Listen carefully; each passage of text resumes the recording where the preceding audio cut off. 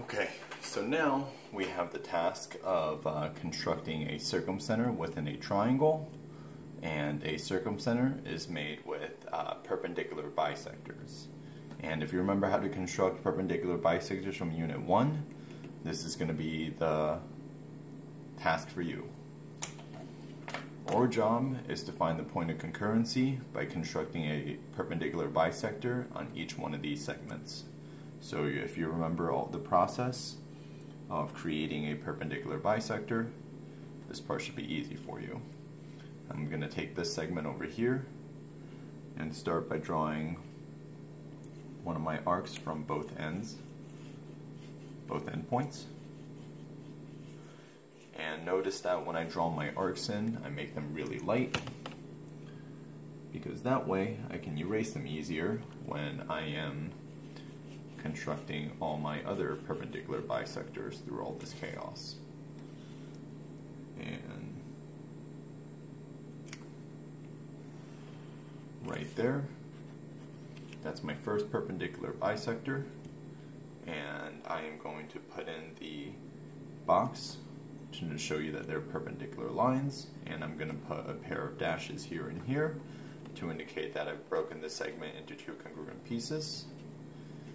And now I am going to repeat that process 2 more times. And what you can actually do is you can either turn this paper around, or you can just draw it like this. So once again, you pick a measure that's more than halfway past the midpoint of the segment, draw in your light arcs.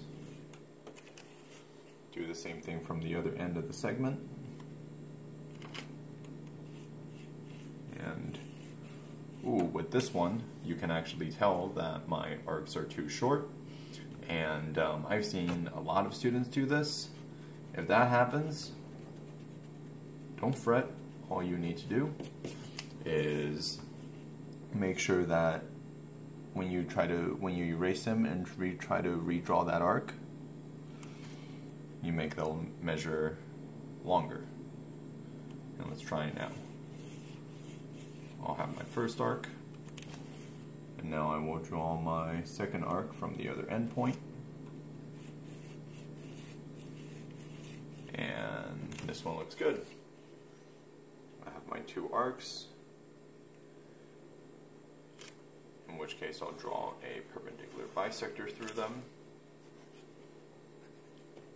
Show my perpendicular segments, mark the 2 congruent segments on this side of the triangle, and erase the extra stuff.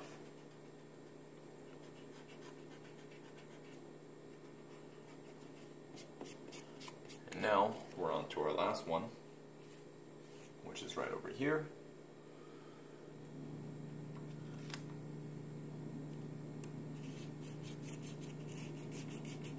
Arc,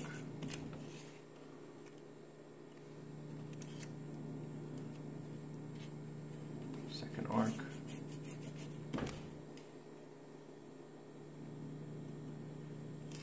and I can draw my perpendicular bisector again.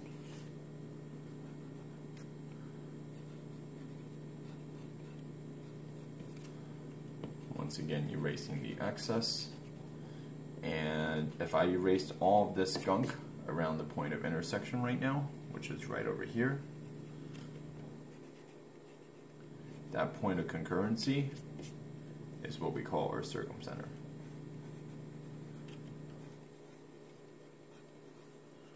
Which just comes from drawing the perpendicular bisector of each sides of a triangle.